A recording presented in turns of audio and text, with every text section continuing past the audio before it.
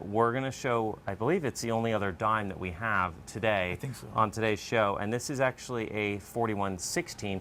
And we're jumping ahead, way ahead. We're now moving to way into 1944. We're moving to World War II of time. And we're now into the Merc dimes. And this is, I would think, near the end of the series. But you're looking at something very special here because this is a silver Mercury dime. It is PCGS graded. And I'm not reading this incorrectly. I'm actually seeing a mint state 68. Right. So you're talking about a coin that's almost 70 years old, and it is 2 grades away from being a perfect example, certified perfect example, not subjectively. You're looking at people, graders have voted and chosen this coin to be a mint state 68 with the FB designation, which means full bands, which I'm sure you'll definitely tell us about. So why did you choose this coin? It's a coin that, again, that like the 1918 cent that we showed earlier. That's actually a very common coin, but not in superb premium gem condition, which is the technical term for this grade level. Superb premium gem. That's what I call it. Yes. I like that. It's, superb. Okay, superb premium gem. So SPG. Yeah. I like that. If you will. Okay. It's a very difficult coin in this grade. Actually, there was a small hoard of these, so 77 as of today have been graded at this level. Wow. None finer. How many were minted? Oh, I don't approximately. 45 was the last year in the series. I think in 44 we were talking over 100 million. It was in the 9 digits. So you have a high mintage, and you're at towards the end of the series. It seems like it's a very historical time, and I'm sure there were a lot more collectors, but you have a 9-digit figure mintage, and you said this is the finest known. And so you said how many? None finer. 77 at this level. So none finer. So this is the fine. So it's tied for one of the finest ever. Right.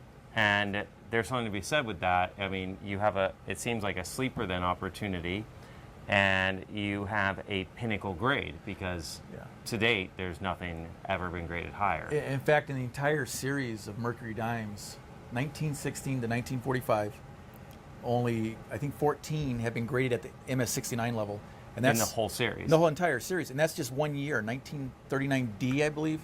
Wow. There must have been a small hoard of that maybe were just stored in some airtight vault and were never, someone forgot about Probably it. somebody at the mint. It could have been specimen strikings. That's an incredible, amazing grade level.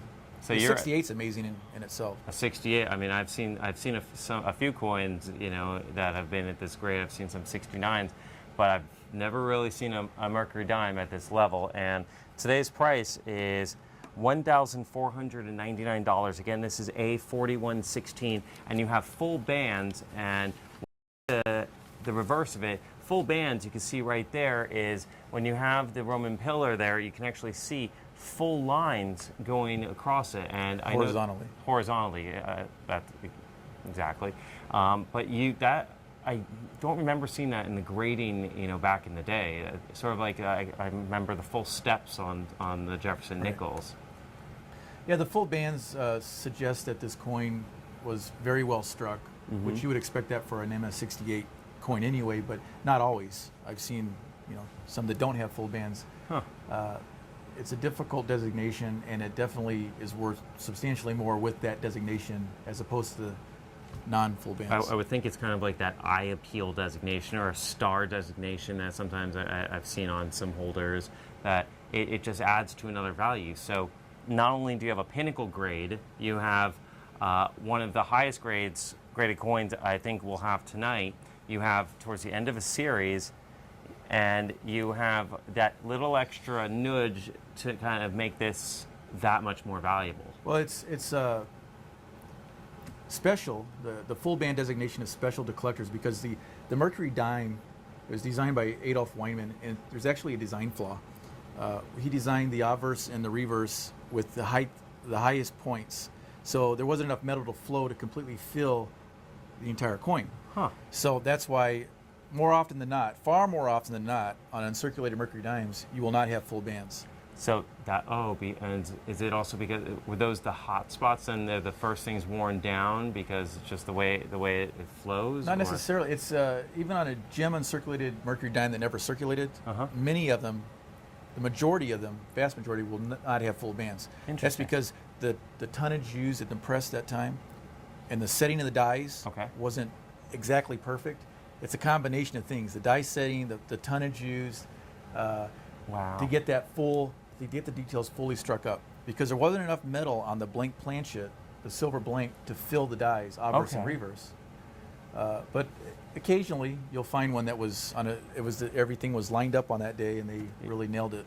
Kind of just like everything fell into place, Right. and you just have that, a serendipitous striking, and you can end up owning one of those few examples. I'm sure of the hundreds and hundreds of millions of Merc dimes that are struck. I mean, it takes a lot for all of the ingredients to come together in that pot to produce something as wonderful as this, and for it to survive, and then for it to survive now sonically sealed in this airtight holder. You now have it forever encased and protected, and you're literally a whisper away from perfection at this level. Right. And it's under $1,500 right now at $14.99. It's just an incredible deal.